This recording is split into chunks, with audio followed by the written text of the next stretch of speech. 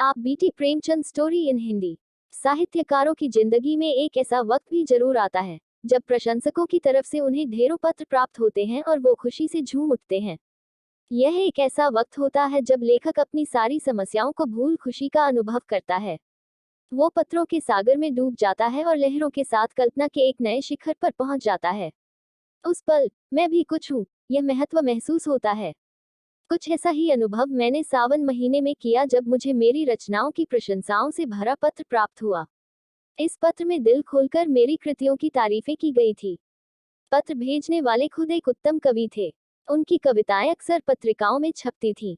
मैं उनका यह पत्र पढ़कर फूला नहीं समा रहा था। मैं खुशी के मारे उसी वक्त उस पत्र का जवाब लिखने बैठ गया था। उस उत्साह में मैंने जो कुछ भी पत्र में लिखा इस समय वो याद नहीं है। हाँ, इतना याद है कि उस पत्र में शुरू से अंत तक प्रेम भरे मीठे शब्द लिखे थे। हालांकि मैं कभी कविता नहीं लिखता था, लेकिन फिर भी मैं शब्दों को जितना सुंदर बना सकता था, मैंने उतना संवार दिया था। यहाँ तक कि पत्र लिखने के बाद जब मैंने उसे फिर से पढ़ा तो मुझे कविता बहुत पसंद आई। पूरा पत्र भाव से भरपूर था। 5वें दिन उसी कवि का एक और पत्र मुझे मिला। वो पहले वाले पत्र के मुकाबले और ज्यादा प्रभावी था। उसमें मुझे प्यारे भाया कहकर पुकारा गया था। साथ ही मेरी रचनाओं की एक सूची और प्रकाशकों के बारे में उनके नाम और पते पूछे गए थे। इसके साथ ही पत्र के अंत में ये भी कहा गया था कि मेरी पत्नी आपकी बहुत बड़ी प्रशंसक है और आपकी लेखन को पढ़ना पसंद करती है। साथ ही पत्र में यह भी लिखा गया था कि मेरी पत्नी पूछ रही थी कि आपकी शादी कहाँ हुई है, आपके बच्चे कितने हैं और आपकी कोई फोटो है तो प्लीज भेज दीजिए। वहीं पत्र में मेरे जन्म स्थान और वंश की भी जानकारी पूछी गई थी। पत्र के उसके अंतिम खबर ने मुझे खुश कर दिया था। पहली बार ऐसा हुआ था जब किसी महिला ने अपने मुंह से मेरी तारीफ की थी और यह सुनने का मौका मुझे मिला था। यह सुनकर ऐसा लगा कि कोई मेरी बुरे कर्मों की तारीफ कर रहा है। उस दौरान तारीफ में जितने भी शब्द मुझे याद थे, उन सबको मैंने पत्र में लिख डाला और अपने परिवार और खानदान के विषय में ऐसा जिक्र किया कि जैसे किसी कवि ने भी कभी राजा का गुणगान नहीं किया हो। मेरे दादाजी एक जमींदार के यहाँ कर्मचारी थे, लेकिन उन्हें मैंने रियासत का प्रबंधक बताया था। वहीं अपने क्लर्क पिता को मैंने दफ्तर का प्रधानाध्यक्ष बताया। पत्र में किसानी को जमींदारी बताया था। इसके अलावा अपने लेखन की गिनती को तो बढ़ा न सका, लेकिन उनके महत्व को बड़े अच्छे से समझा दिया था। देखा जाए तो अपनी तारीफ करना एक सिरफिरापन है, लेकिन इशारों में यह काम आसानी से किया जा सकता है। खैर, पत्र खत्म हो चुका था और लेटर बॉक्स में पहुंच चुका था। इसके बाद हफ्ते तक कोई भी पत्र नहीं आया। मैंने पत्र में अपने हिसाब से अपनी पत्नी की तरफ से भी कुछ बातें लिखी थी। उम्मीद थी कि घनिष्ठता बढ़ेगी, लेकिन ऐसा लग रहा था कि कहीं भी मुझे मतलबी और सेंटिमेंटल न समझने लगा हो। इसलिए कोई पत्र नहीं लिखा हो। आश्विन के महीने का तीसरा पहर था। हर तरफ रामलीला का उत्साह था। मैं भी अपने एक दोस्त के घर था। वहां ताश की बाजी चल रही थी। अचानक एक व्यक्ति वहां मेरे बारे में पूछते हुए व मेरा नाम लेते हुए वहां आया और मेरे बगल की कुर्सी पर आकर बैठ गया। मैं उसे नहीं जानता था। मैं सोच में था कि आखिर कौन है ये आदमी और यहाँ कैसे आया। मेरे दोस्त लोग भी उन महाशय को देखकर इशारेबाजी करने लगे थे। मैंने विनम्रता के साथ उस महाशय का नाम पूछा। जवाब मिला, मेरा नाम उमापति नारायण है।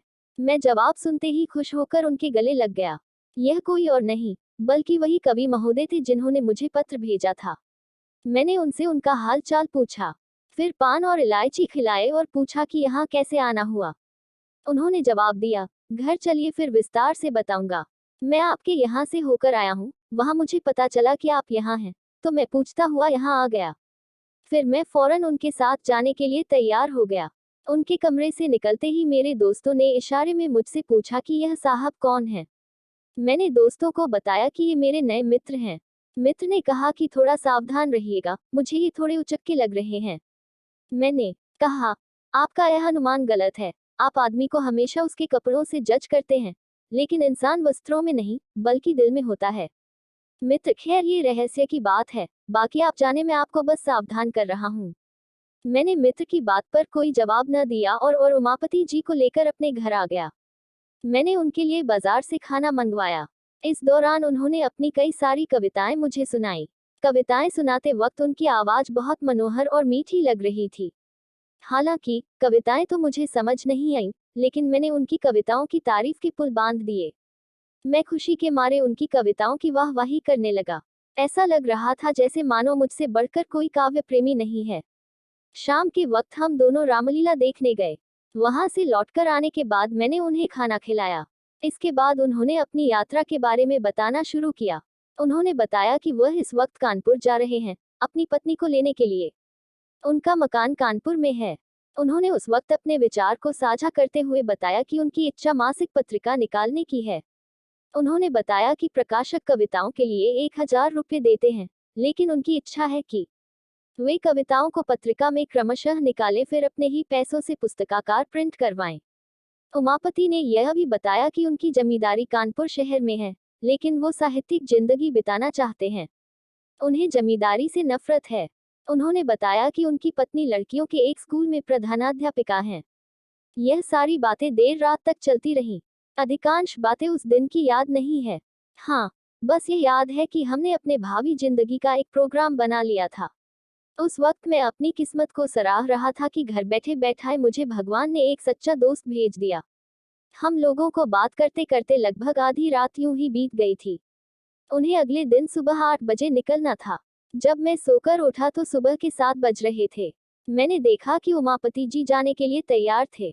बोले, इजाजत दीजिए, लौटते वक्त इधर से ही जाऊंगा। इस वक्त आपको तकलीफ दे रहा हूँ, माफ करिएगा। जब कल मैं चला था तो उस वक्त सुबह के 4 बज रहे थे। चलने की चिंता में पूरी रात जागना पड़ गया। गाड़ी में बैठते ही झपकियां आने लगी, तो मैंने कोट उतार दिया और फिर लेटा तो फौरन सो गया। मुगल सराय में आंख खुली तो देखा कि कोट गायब था। कोट को मैंने चारों तरफ ढूंढा, पता ही नहीं चला कि मेरा कोट किसी ने चोरी कर लिया है। मेरे कोट में उस वक्त 50 रुपये रखे थे, वो भी साथ में चले गए। पत्नी के मैके उसे लेने जाना है और जाते वक्त मुझे कपड़े ले जाने हैं। आप मुझे 50 रुपये उधार दे दीजिए। ससुराल में हर वक्त थोड़े बहुत पैसे खर्च होने स्वाभाविक हैं। ऐसे में अगर पैसे ना खर्च करो तो हंसी होगी। मैं जब वापसी में इधर से लौटूंगा तो आपको पैसे देता हुआ जाऊंगा। मैं उनकी बात सुनकर बड़ी दुविधा में था। मुझे पहले भी एक बार धोखा मिला था। फौरन मन में ख्याल आया कि कहीं इस बार भी धोखा न खा जाऊं। फिर तुरंत ही मुझे अपने इस ख्याल पर शर्माने लगी। मैंने सोचा, इस संसार में हर आदमी एक जैसा नहीं होता। ये बेचारे कितने सज्जन आदमी हैं, इस वक्त मुसीबत में हैं। ये सोचते हुए मैंने अपनी पत्नी को कहा कि अगर तुम्हारे पास कुछ पैसे हैं तो दे दो। पत्नी ने पूछा, क्या करोगे? मैंने कहा, कल जो मेरे मित्र आए हैं, किसी ने उनके रुपये सफर के दौरान चुरा लिए हैं। उन्हें ससुराल अपनी पत्नी को लेने जाना है। लौटते वक्त वो पैसे दे देंगे। मेरी बातों को सुनकर पत्नी ने मजाक करते हुए कहा कि तुम्हारे जितने भी दोस्त आते हैं, सब तुम्हें धोखा देने ही आते हैं। मेरे पास कुछ पैसे नहीं हैं। फिर मैंने थोड़ा अपनी पत्नी को मनाते हुए कहा कि अगर पैसे हैं तो दे दो ना, बेचारे तैयार होकर खड़े हैं, उनकी गाड़ी छूट जाएगी। पत्नी ने कहा, बोल दो जाकर कि इस वक्त घर में कोई पैसे नहीं हैं। मैंने कहा, यह कहना इतना आसान बिल्कुल नहीं है। इसका मतलब यह है कि मैं दरिद्र होने के साथ साथ अच्छा दोस्त भी नहीं हूँ। क्या मेरे पास 50 रुपये का भी इंतजाम नहीं हो सकता? उमापति जी को इस पर कभी भी यकीन नहीं होगा कि मेरे पास इतने पैसे भी नहीं है। इससे तो यह सही है कि उनसे मैं सीधे सीधे कह दूं कि हमें आप पर बिल्कुल भी यकीन नहीं है। मेरी बातें सुनकर पत्नी ने झुंझलाकर बक्से की चाबी मेरे सामने फेंकते हुए कहा कि तुम जितनी आसानी से बहस कर लेते हो, अगर उतनी आसानी से आदमी परखना जानते तो अभी तक इंसान बन गए होते। जाओ और दे दो ये रुपये। इन रुपयों को उधार समझकर मत दो, ये समझना कि इन रुपयों को पानी में फेंक दिया।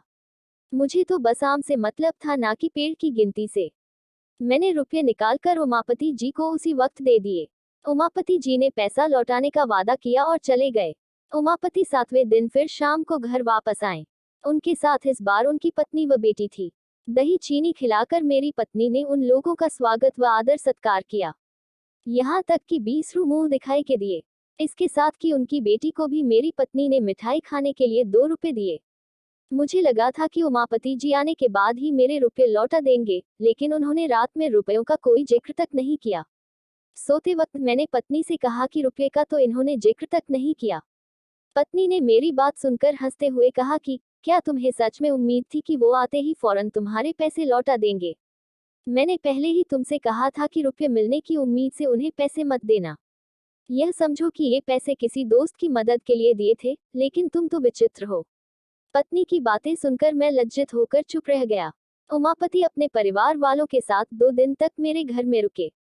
मेरी पत्नी ने इस दौरान उन लोगों का खूब आदर सत्कार किया। मुझे फिर भी संतोष नहीं था, क्योंकि मैं समझता था कि इन्होंने मेरे साथ धोखा किया था। तीसरे दिन वो सुबह जल्दी अपने घर जाने को तैयार हो गए। मुझे अब उम्मीद थी कि वो मेरे रुपये लौटा देंगे।